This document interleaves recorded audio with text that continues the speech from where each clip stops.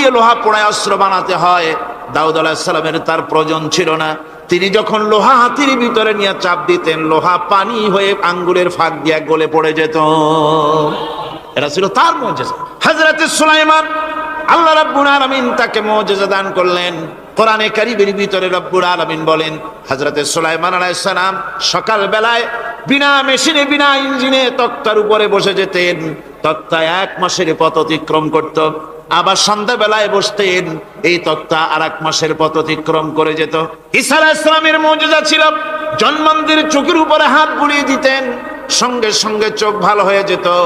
কুষ্ঠব্যাধিগ্রস্ত লোকের গায়ে হাত বুলাতেন, সঙ্গে সঙ্গে কুষ্ঠব্যাধি ভালো হয়ে যেত। এই ছিল তাদের মুজিজা। পয়গম্বরেরা বিদায় হয়ে গেলেন, মুজিজা বিদায় হয়ে গেল। দাউদ আলাইহিস সালাম বিদায় হলেন, মুজিজার সাথে নিয়ে গেলেন। তার উম্মতেরা ওই লোহাগুলি আর কেউ গলাতে পারে নাই, আজও কেউ গলাতে পারে না, হাত দিয়া চেপে ধরে। সুলাইমান আলাইহিস সালাম দুনিয়া থেকে বিদায় হয়ে গেছেন, মুজিজা নিয়ে কবরে চলে গেছেন। আজ আর তার অনুসারীরা অথবা দুনিয়ার কোন মানুষ বিনা ইঞ্জিনে তক্তায় বসে আর হাওয়ায় উঠতে পারবে না। মুসা আলাইহিস সালাম বিদায় হলেন, লাঠির মুজিজা চলে গেল। তার উম্মতেরা, তার অনুসারীরা কিয়ামত পর্যন্ত যদি 1000 চেষ্টা চালায়, লাঠিকে আর কোনোদিন সাপে পরিণত করতে পারবে না। ঈসা আলাইহিস সালাম, আল্লাহ রাব্বুল আলামিন তাকে উঠায় নিলেন, মুজিজা তিনি সাথে নিয়ে গেলেন। আজ তার কোটি কোটি, শত শত কোটি উম্মতেরা দুনিয়ায় যারা তার উম্মত দাবি করে, খ্রিস্টানেরা হাজারো যদি চেষ্টা চালায়, তবুও জন্মান্ধের চোখের উপরে হাত বুলিয়ে চোখ আর ভালো করতে পারবে না। কুষ্ঠব্যাধিগ্রস্ত লোকের গায়ে হাত বুলিয়ে কুষ্ঠব্যাধি ভালো করতে পারবে না। তার মানে হলো, নবীরা যে যা যত মুজিজা পেয়েছিলেন, জীবদ্দশায় মুজিজা কাজে লেগেছে, দুনিয়া থেকে বিদায় হয়েছেন, মুজিজার সাথে নিয়ে গেছেন। কিন্তু আপনার আমার নবী, বিশ্ব নবী জনাব মুহাম্মদ রাসূলুল্লাহ সাল্লাল্লাহু আলাইহি ওয়াসাল্লামের কাছে আল্লাহ রাব্বুল আলামিন তাকে যত মুজিজা দিয়েছিলেন, 3000-এর উপরে আল্লাহর নবীর মুজিজা ঘটেছিল 23 বছরের নবুয়তের জীবনে। তার মধ্যে শ্রেষ্ঠ মুজিজা হতেছে কোরআন মাজিদ। আল্লাহর নবী বিদায় হয়ে গেলেন, মুজিজা সাথে নিয়ে যান নাই, মুজিজা রেখে গেলেন দুনিয়ায়। কিয়ামত পর্যন্ত দুনিয়াবাসী, নবীর উম্মতেরা কোরআনের মুজিজা ব্যবহার করতে পারবে। কোরআনে কারীম, রাসূল কারীম সাল্লাল্লাহু আলাইহি সাল্লামের জীবনের শ্রেষ্ঠ মুজিজা।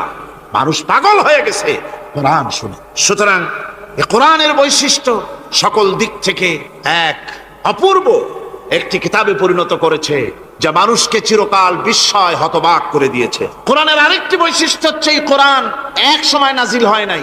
30 পারা কোরআন শরীফ একসাথে নাজিল হয়েছে না, কোরআন নাজিল হয়েছে আস্তে আস্তে, ধীরে ধীরে। কত বছর লাগলো?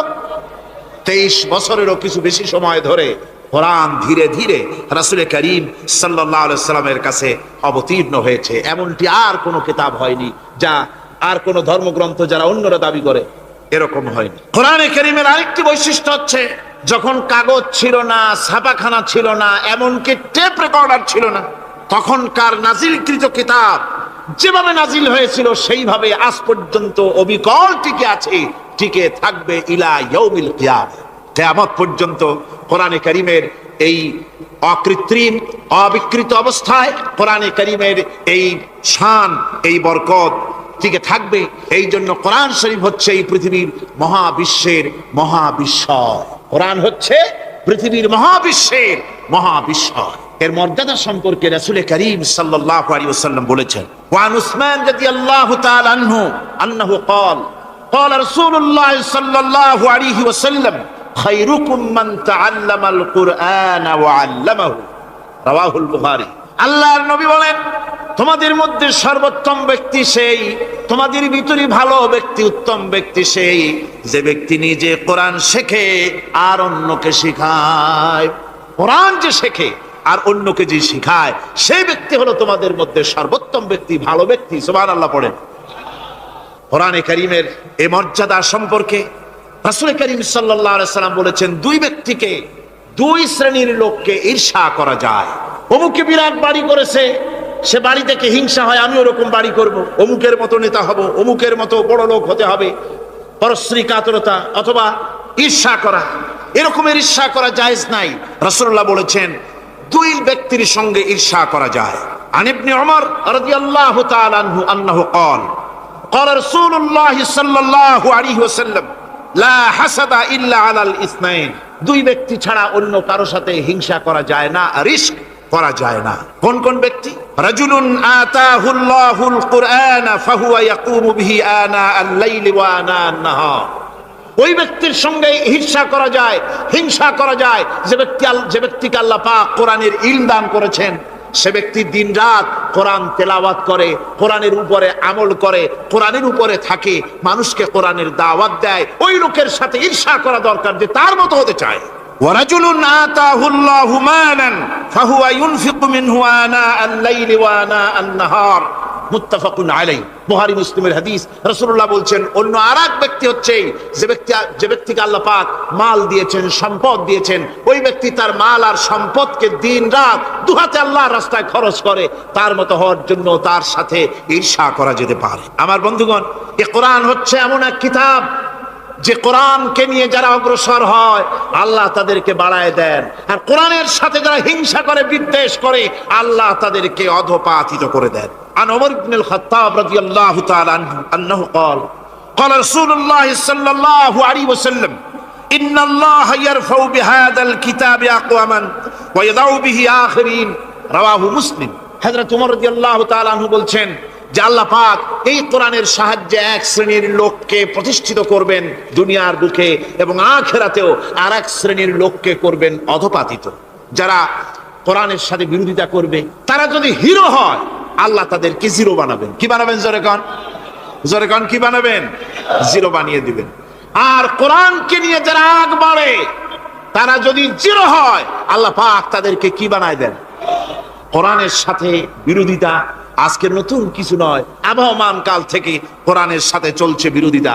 বিশ্বকবি, কবি সম্রাট আল্লামা ইকবাল, আল্লাহ তাকে জান্নাতুল ফেরদাউস নসিব করুন, সবাই বলুন আমিন।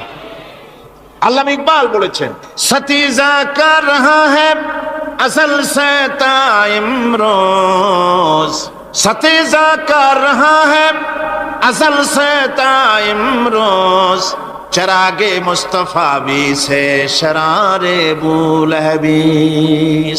মুহাম্মদ সাল্লাল্লাহু আলাইহি ওয়াসাল্লামের দ্বীপ শিকার সাথে, আল্লাহর দ্বীনের সাথে আবু জাহাল, আবু লাহাবের অগ্নিস্ফুলিঙ্গের সংঘর্ষ আবহমান কাল থেকে লেগে এসেছে, কিন্তু ওদের এই অগ্নিস্ফুলিঙ্গের টক্কর লেগে মুহাম্মদ সাল্লাল্লাহু আলাইহি ওয়াসাল্লামের টিম টিম করে জ্বলে ওঠা এই প্রদীপটি প্রচন্ড ঝড়ো হাওয়ার মুখে, টর্নেডো আর গর্কির মুখে নিভে যায়নি, জ্বলছে, জ্বলবে কিয়ামত পর্যন্ত।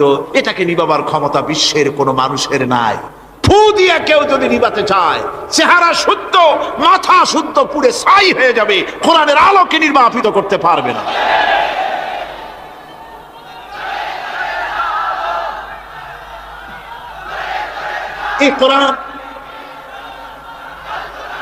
এই কোরআন যার সিনার ভিতরে থাকে, যার সিনার মধ্যে থাকে, সে হয় সমৃদ্ধ, আর যার সিনার মধ্যে থাকে না সে হয় সবচাইতে ফকির আর এতিম।